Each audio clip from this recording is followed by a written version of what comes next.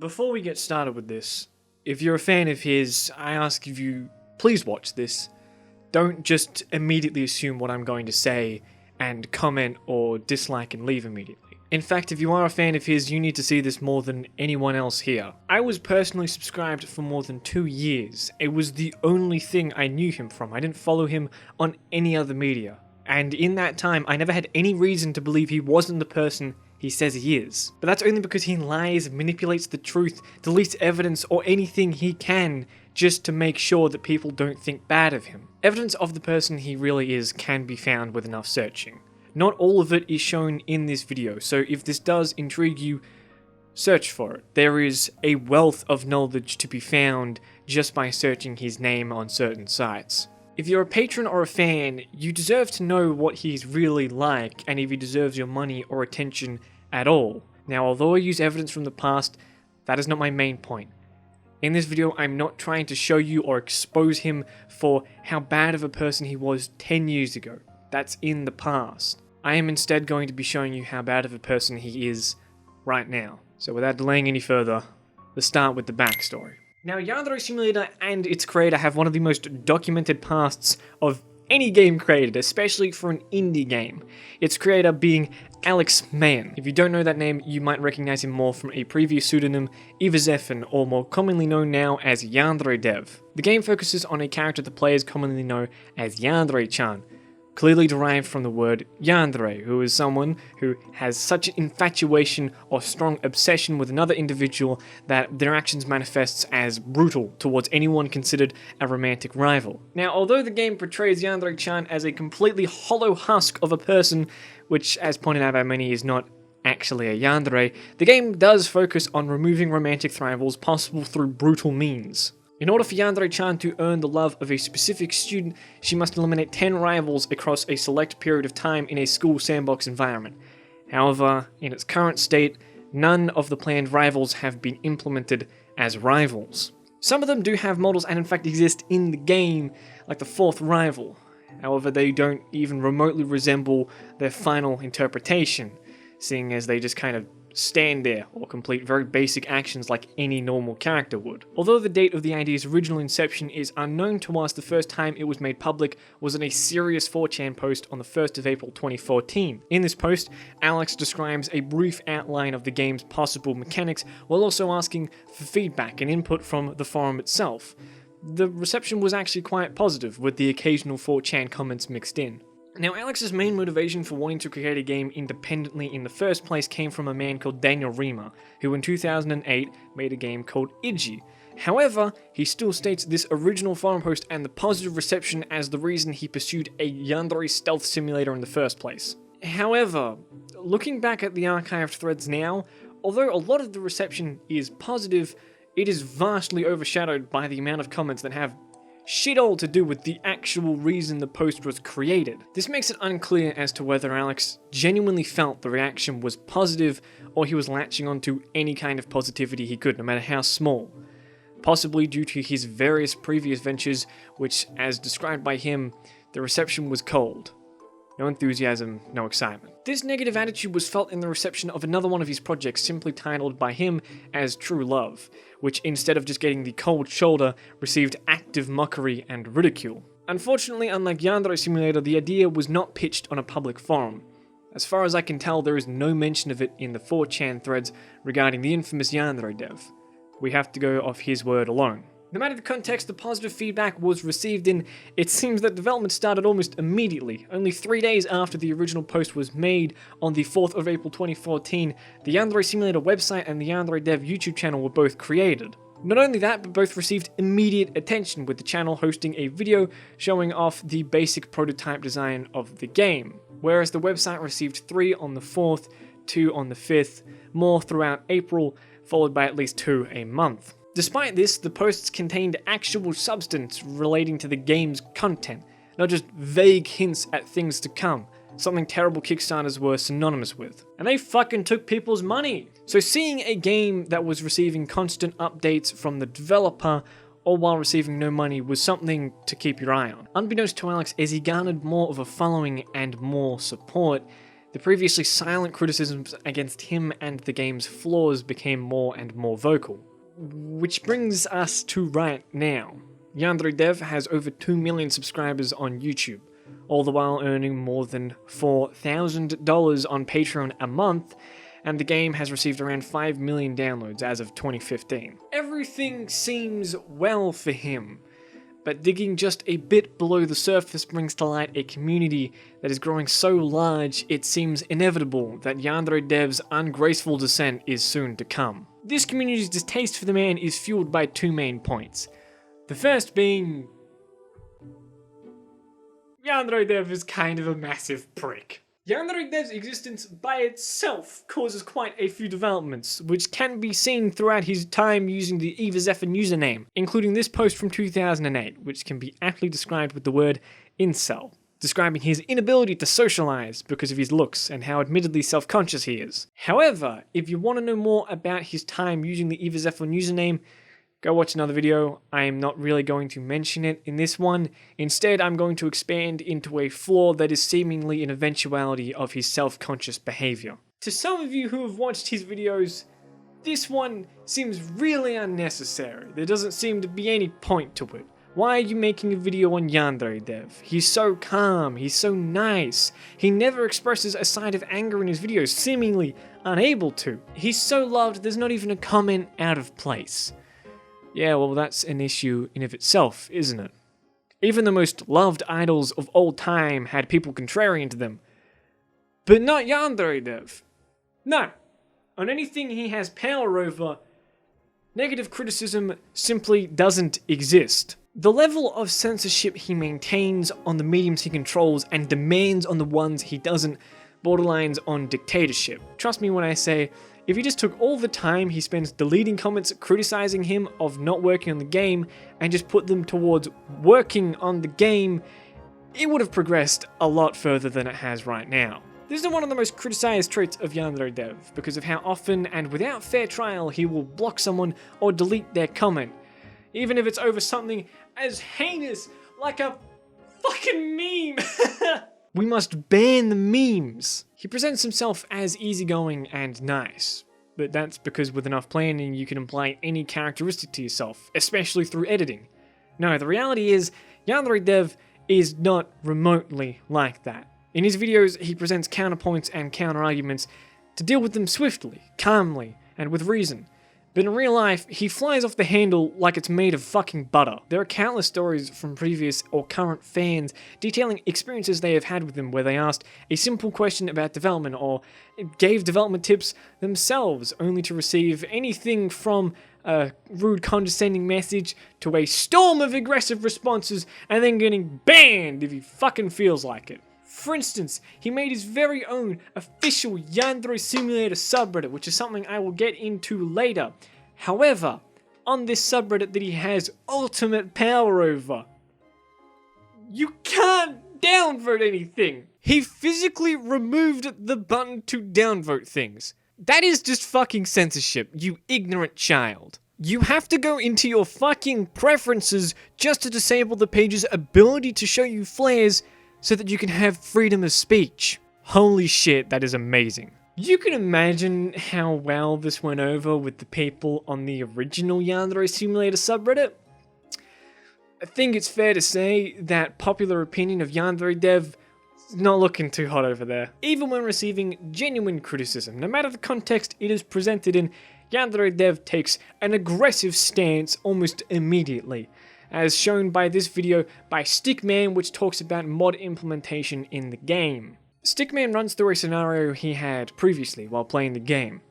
He was using a mod that allows Yandere-chan to increase or decrease in size, and when he accidentally used it, it increased the size for a split second, and then this screen showed up, stating that because people report bugs that only occur due to the implementation of mods, his hand was forced, and now whenever this mod is used, he must strike down the player's game session without their consent. Stickman takes a concerned approach to this, to say the least, comparing his choice to shut down the game because of a mod to other companies that have lost touch with their fanbase, like Nintendo, who refuses to let you monetize anything you create if it just remotely has their work in it.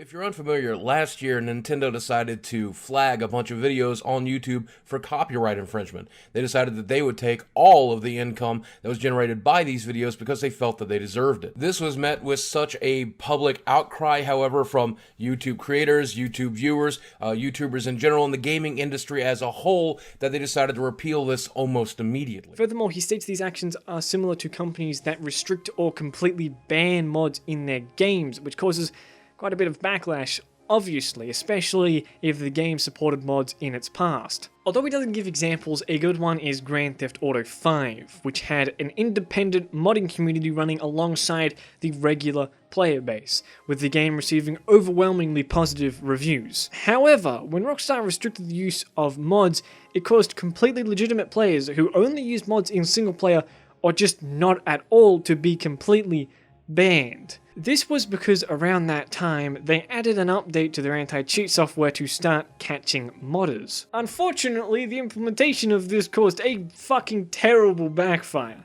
It's pretty common for games to validate files to see if they've been changed or modified to detect modders or cheaters. However, there is a lot of reasons that a game file can change. It seems none of these reasons caused exclusions, and anyone who had an unoriginal game file was just completely banned. That's actually what validating your games on Steam does. It checks the original file to the file you have on your computer, hopefully repairing the file and therefore fixing the game. It's invaluable for repairing files, but extremely fucking inaccurate, especially when used this poorly as an anti-cheat solution. Another common way to ban cheaters or modders is to detect third-party applications that are interacting with the game and ban them off that.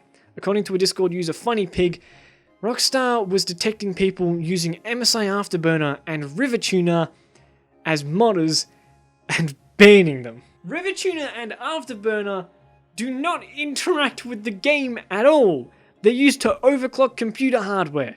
So the reason these people were banned, people that have spent money on the game, was because of a terrible implementation of Rockstar's agenda. While the people who used RiverTuner and Afterburner were later unbanned, the damage was done.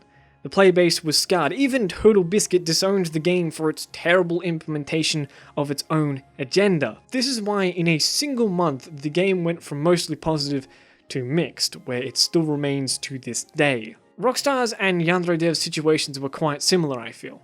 Both had games with independent modding communities. Both took the ability to mod the game away. In Yandere Dev's case, it was a single mod. The way they did this was quite poor. It was received very poorly by the community, and in turn, they received backlash. Therefore, I feel Stickman comparing Yandere Dev to companies that have done similar actions is quite justified, especially when it's coming from a place of respect. Not even halfway through the video, he commends Yandere Dev for being active in the community and letting people use his game and videos, being active with content updates. With all that in mind, genuine criticism and an accurate example of a similar situation, all while coming from a fan, this was Yandere Dev's response. This is aggressive, hateful, childish, and just flat out fucking pathetic. He actually responded to people calling him out when this originally happened, where his main point is basically just, I'm gonna use my naughty swear words as someone is, quote, an ass hat. Yeah, but he's not, is he?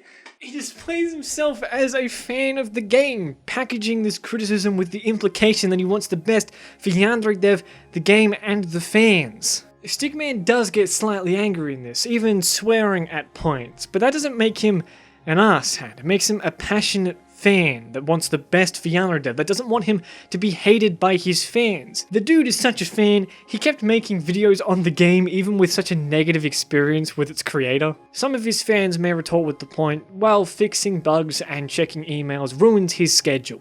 It takes time away from working on Osana, basically saying that emails are slowing down content updates. No. Just like, no.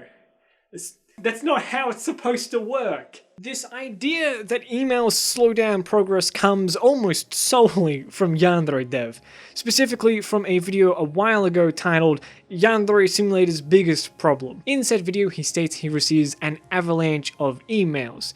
sometimes checking them for 8 to 12 hours, and as a result, he can't work on the game. Oh my fucking god, that makes no sense! He doesn't have to check emails in massive chunks of time. He doesn't have to read emails as soon as he gets them. He doesn't have to reply to every email. He doesn't have to fucking fix everything the moment it comes up. That's just poor time management. In the same light, he doesn't have to fix bugs the moment they arise. Not every bug is created equal. He can just allot a specific amount of time for fixing bugs and the rest for anything else. Now, let's impose a hypothetical situation here. Let's say he works 8 hours a day. 9 to 5, the classic job scenario from Monday through Friday. And he works 4 hours across Saturday and Sunday, 2 a day. An hour or 2 in the morning from Monday through Friday can be spent reading/responding to emails and writing down a list of bugs that you intend to fix. Obviously ordered by how important they are. There's no point fixing a bug where once every 10,000 game sessions, every student will be set back like 5 inches from when they're originally supposed to start. It just doesn't make any sense. When or if the bugs can be validated to actually exist and be reproducible, then on Saturday and Sunday, spend the time just fixing the bugs. That's it. The rest of the time can be allocated however the fuck you want. One thing you'll notice is that content updates have plenty of time to be worked on, but the time schedule will never change. It doesn't matter if he gets 2 emails a week or 250,000. The content updates will still arrive at the exact same time they always would have. But on the other side of the coin, if he manages his time efficiently, he can still gain a significant amount of productivity from checking and responding to emails. You just don't need 8 to 12 hours to do it. In most schedules, this sort of plan would be an absolute fucking disaster. However, because he is in the beta stage of developing a game, it's not intended to be finished. You don't really need to fix bugs until the final release. Even game-breaking crashes are completely expected at this point of the game's development. Nobody's going to get mad. Trust me. The game doesn't even run at 30 FPS. The fans of this game have been through some shit, alright? I don't think they're going to care if there's a few more bugs than there usually are. But the idea that modding this game creates more emails than he can handle relies on 2 assumptions.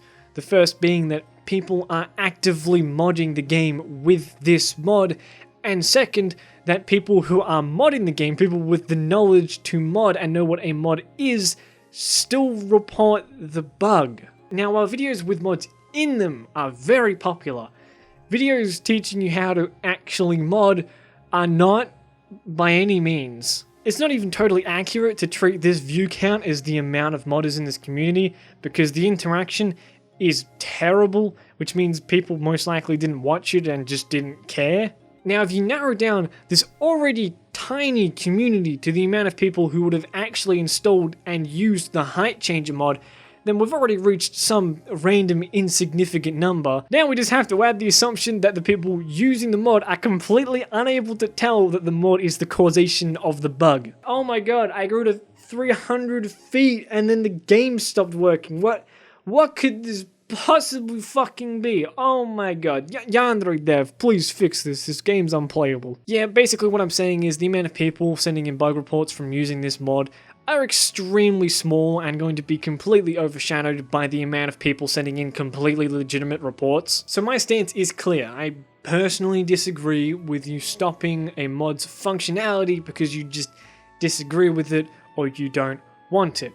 If you have a different opinion, that's fine. This is kind of a very personal choice, and in this case, I feel Yandere Dev does have the right to make it. I wasn't really arguing the decision itself, however, I was more arguing the how of the decision that matters, along with refuting an admittedly ignorant defense. The how of the situation being this image where he insults his fans, he insults a different group of his fans, and then just basically acts like a complete fucking smartass. This comes from a place of arrogance, because he believes that he's so right in his decision and everyone else is so wrong that they just don't understand the brilliance of his mind.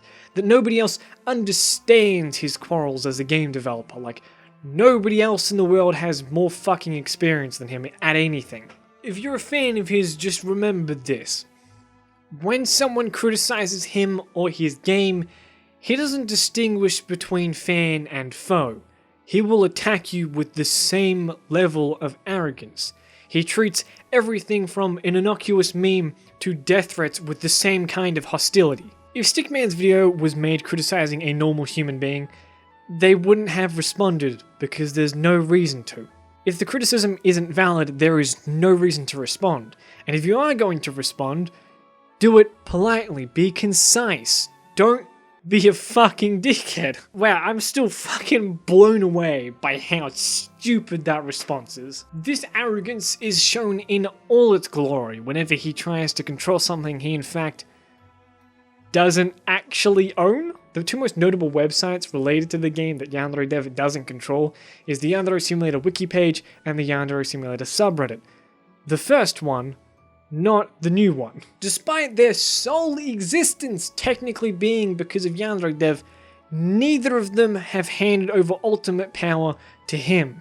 Despite his avid requests, Yandere Dev has, without consulting any admin or higher up, just removed comments from the wiki page that he deemed to be harassment, which by his standard might have just meant a light sneeze in his fucking direction. His response to the admins telling him not to do that is pretty amazing in itself, because of course the blame can't fall on him. Of course it has to be someone else's fault. Like, oh, why am I able to delete comments if I'm not allowed to? Wow, nothing's my fault. The Reddit has also received quite a bit of negative attention from him, because very recently in a blog post, he actually disowned the subreddit as unofficial, despite his continued use and endorsement of the page up until a week before the blog post was made. The comments on this Reddit post were not kind to him at all. Bring up the fact that around 2 months before the Reddit post was made, he attempted to buy the subreddit from the moderators out of arrogance, demanding that he be able to control what people can say about him and his game. They of course refused. Find any comment bad-mouthing him and his response will be childish, pathetic, and needlessly aggressive. And no point is more justified than that against his coding. Now, coding is the most important part of a game, more important than the models or the animation or the story. If the game does not have any code behind it, it physically doesn't exist. And Yandere Simulator is not an exception. Before we jump into this section, I want to make something clear. While as of a few months ago, I am not pursuing coding as a career, I have already completed multiple units and classes on the subject in a variety of languages, and I still pursue it as a partial hobby. Now, there's not a whole lot of solid evidence on his code, seeing as it's continuously being changed, and we have to wait for him to voluntarily release it through pictures, on videos, on streams. We don't actually have an open source version of his code. This makes sense in theory, because if a coder came along with more experience than him who could complete a project faster than him, they could take parts of his code and reuse them and monetize a similar product before he was able to get Yandere Simulator out.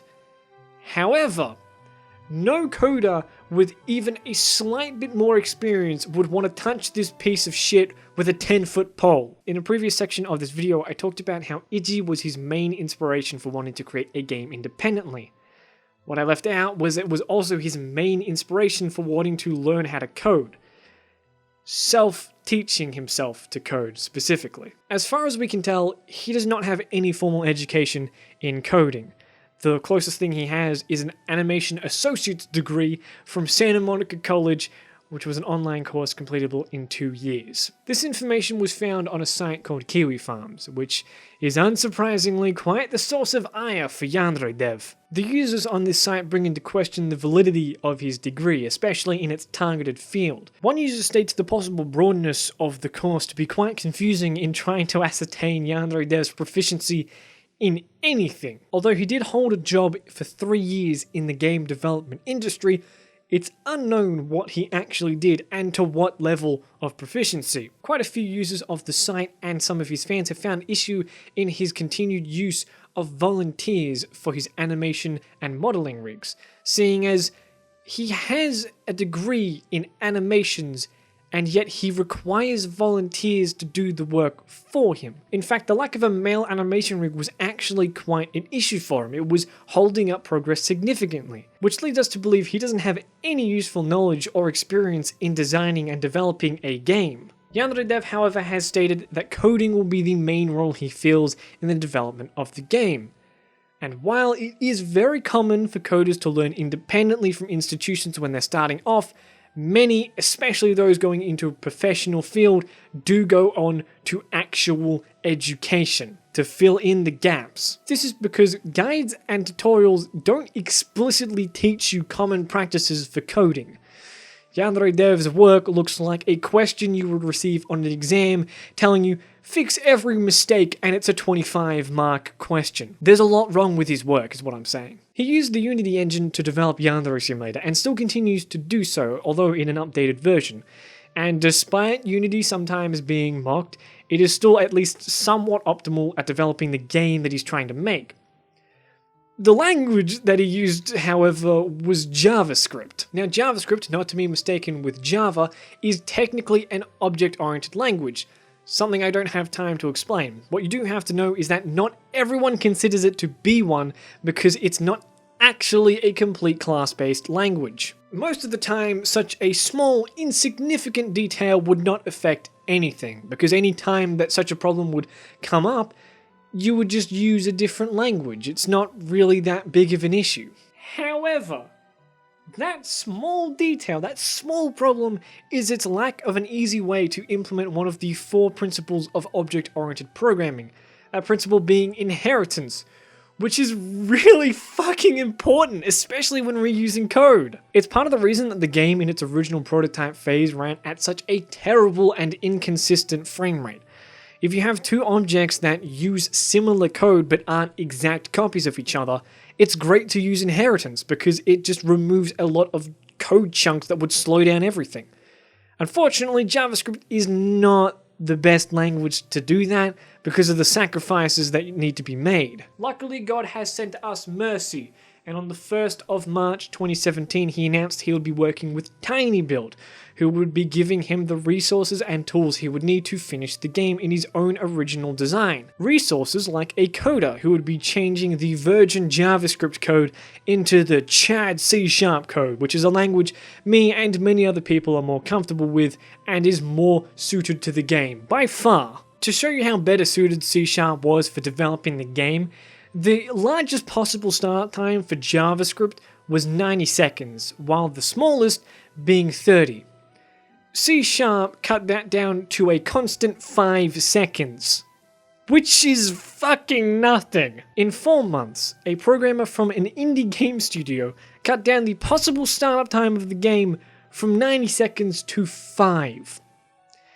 All because Yandere Dev is terribly incompetent as a programmer. The small amount of solid evidence that I mentioned before presents a level of coding that can be found in someone after an hour of mediocre teaching. This picture is quite a popular meme because it shows the stark difference between how extravagantly he is paid and supported to the actual level of coding you receive in the product. Now, the first thing that bugs me about this picture is the amazing lack of comments, which they don't actually have an effect on the code and they don't affect the compile time.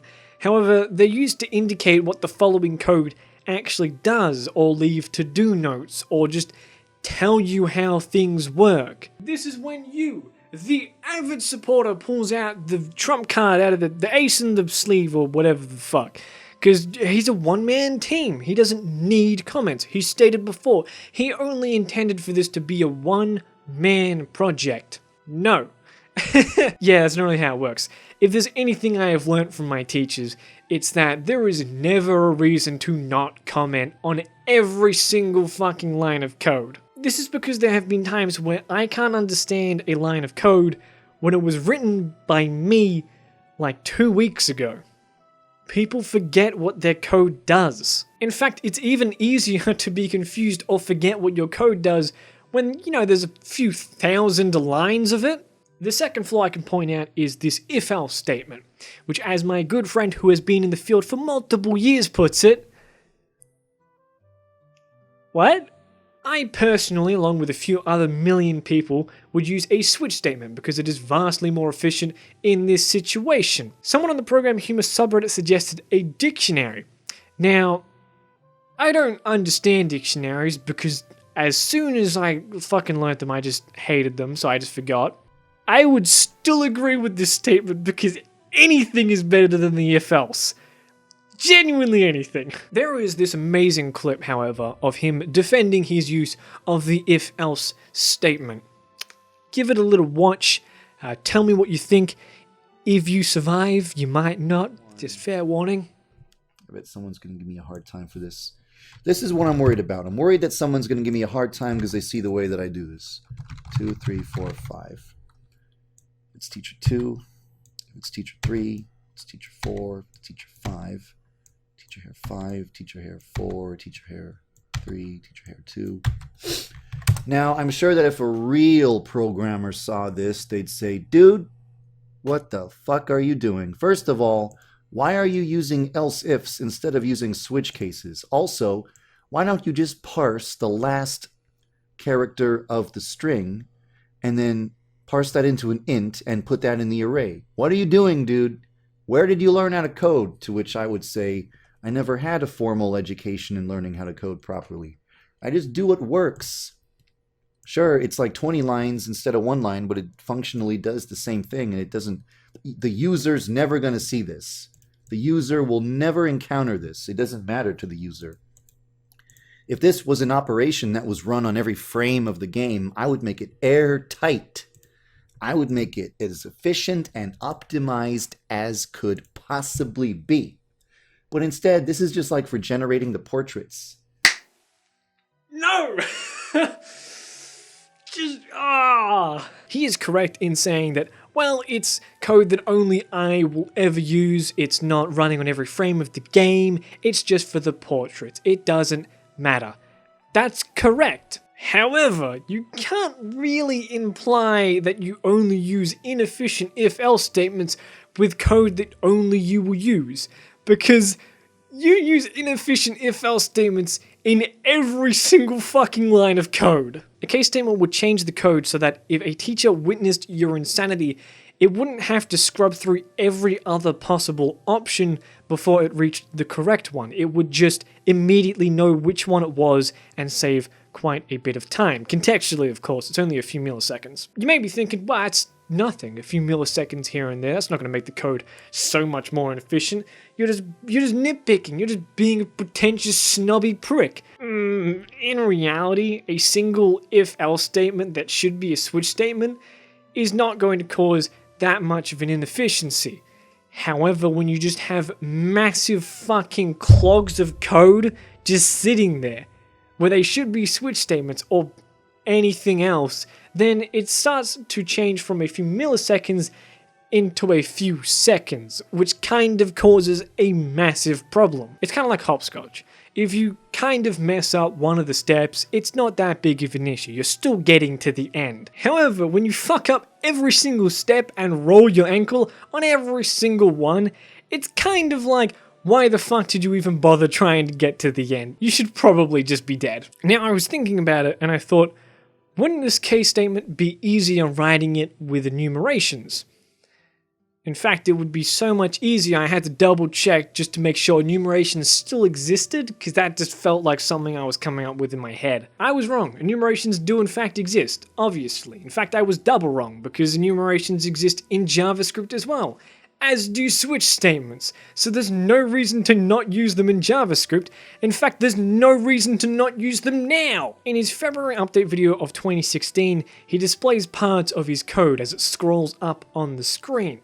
And every single criticism I have made of his code carries through. He's too reliant on if-else statements, like to the point where I'm genuinely considering that the reason the game runs so shit all the time is not because of some random problem he's yet to fix, it's because of his own inefficiencies in the code. Well, in the worst case scenario, we have the lovely programmer that changed it to C# to help fix all these inefficiencies to make sure that it's not a complete mess when it finally gets released. This is where his arrogance comes back into play, because as of June 10th, 2018, he is no longer working with TinyBuild. In a blog post, he talks about the fact that they couldn't work on big things at the same time, which means that the program was relegated to minor code changes, despite the fact it should be the opposite way around. He didn't want to revamp all of the code because apparently it would slow down content updates and kill the hype for the game. Let me just say, the people that are invested enough to be angry at slow content updates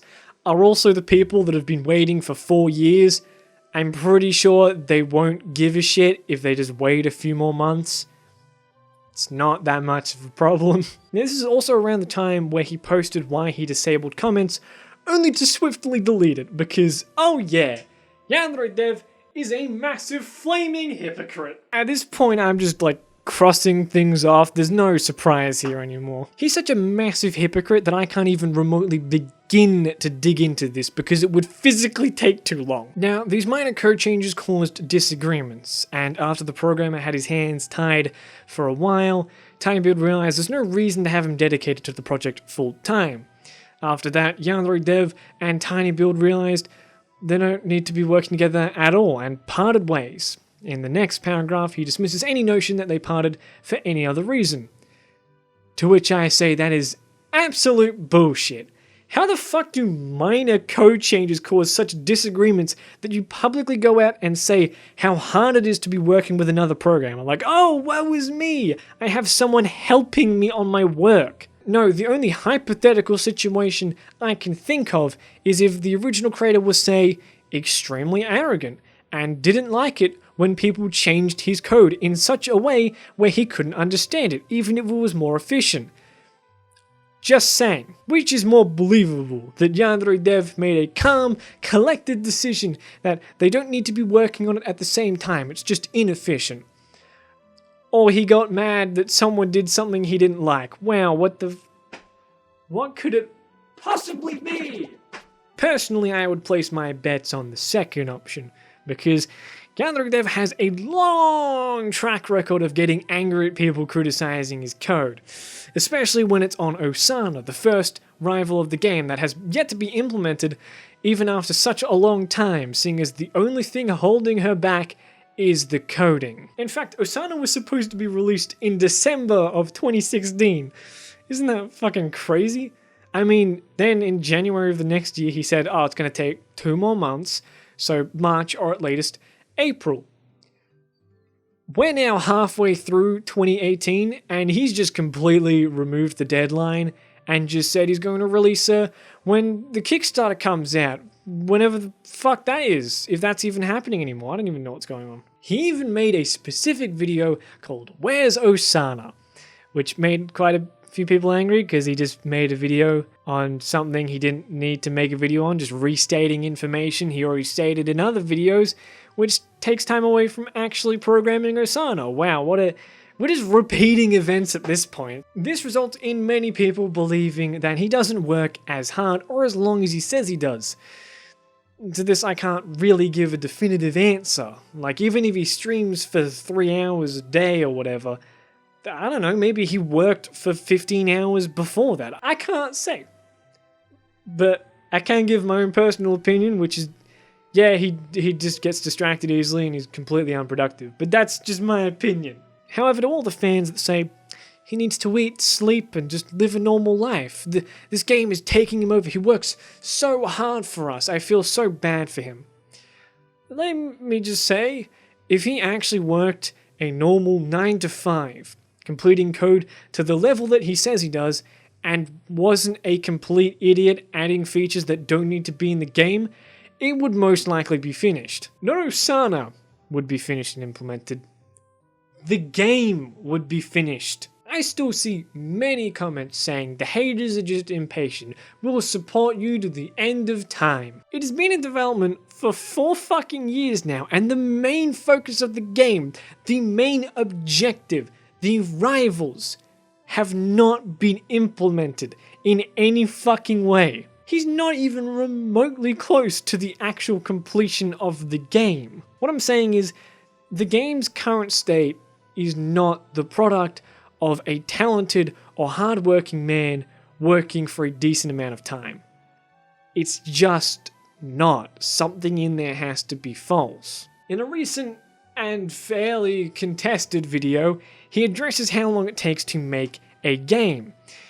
The reason it was contested was mainly because of this line. Yandere Simulator is almost as complex as a Hitman game combined with a Persona game. Before that, he lists a variety of games, concluding that the more complex a game, the longer it takes to develop, using a list of examples of other indie games and how long they took to make. He also talks about how games are usually announced a few years into development, using these two games as examples. God of War was in development since 2013, but it wasn't announced until 2016, and we didn't get to play it until 2018.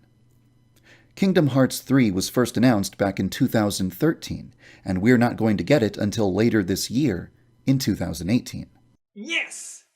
But Yandere Simulator is none of those games. He sells Yandere Simulator up to be this hyper-complex game, a mix between Persona and Hitman, something it's just not. It's no glorified tic-tac-toe, mind you. There is some complexity to the game and its elements, but it is nowhere near Hitman or even remotely close to Persona, let alone a combination of the two, you conceited prick. This whole video is disgustingly manipulative. He just lies to his audience. They don't know how long a game takes to make. They don't know the work that he does, so he can just lie about it. They'll never fucking know. He even makes this disgustingly overgeneralized blanket statement about all criticism just being character assassination or just circle-jerking hateful messages, which is simply not true. He also represents it to be the largest problem holding him back from working on the game, which is, I'm not gonna lie, kind of a bit pathetic. Yandere Dev constantly says things along the lines of, I'm working hard, or it's harder than it looks, something to imply that he's working really hard on Osana, as hard as he can. He's giving it his all, and it's circumstances that are holding him down. Circumstances like, he's a one-man team, which is most likely his fault. Or it took forever to compile, which was also his fault. Or he's receiving criticism, which is also his fault entirely, because he's a fucking dick. Despite the evidence being clear towards his overinflated ego not even remotely justifying his pretentious and hypocritical actions, he only says these things to appeal to his very young 13-year-old edgy fanbase, and he knows it. Every time the man attempts to sway or appeal to people that don't like him, he just makes a massive fool of himself. So now, all he can do is play on the people that support him already, which brings forth the conclusion. Yandere Simulator will fail because it is run by a terrible person who does nothing but speed up the process by driving away his past fans with arrogant and irritating behavior, trying to defend his own extremely incompetent work. His diehard fanbase defends him now, but slowly the tides are beginning to turn, because not everyone has an eternity to wait for this sloppily coded piece of junk. If you're still here and you've pledged to his Patreon, pull it. Boycott him. It's the only way he'll actually put in the time required to improve his level of work, to change the person he is. Because, to be honest, he doesn't care if people dislike him, he just wants the money. If you're asking how this will possibly help anything, think of it like this. Right now, it is more profitable for him to never work on the game than it is for him to finish it. Over the course of writing the script, the Patreon pledge number has changed. This is the number now. I'm not going to say it because I already know it's going to be lower than what I say right now. People keep pulling their pledges. Follow suit. Do the same. Don't give money to this lazy, incompetent man who would just as quickly thank you for praising him as he would swear you out and ban you for hinting at criticism. Simply put, he doesn't deserve you.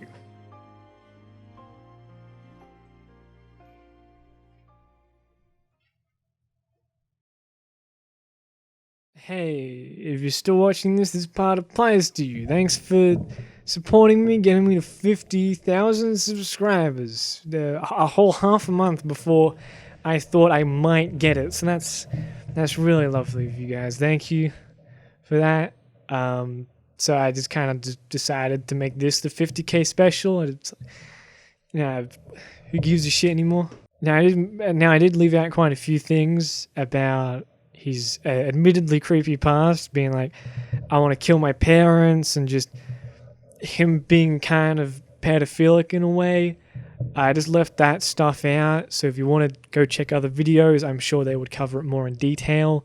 I just didn't think it really fit in the video I was trying to make. I also omitted anything to do with the game's design and the problems with it. I didn't fit with the video. I forgot to mention this in the outro, but there's other videos on that. There's quite a few of them. They're all pretty interesting. I suggest you watch them. Either way, I enjoyed making this very much. It was quite a joy. There were ups and downs, but overall, I would classify it as good, I think. I don't know. I haven't decided yet. And if this is the first you've seen of me, sorry, this isn't my usual content. But I wouldn't be adverse to doing it again if you wanted me to do it. So if you do want me to make this kind of stuff again, just comment, like, or just subscribe. I don't really know. Just tell me in the comments that you want to see this again, because I know how I should do it now, and I'm not going to take so long to do the next one, I promise. Also, the jumper that I was wearing is squizzy, the fan fiber stuff. It's nice and comfy. I like it. Came in the mail recently. God bless. Show my support for a fellow Australian. God bless. With all that being said, thank you, and I will see you next time.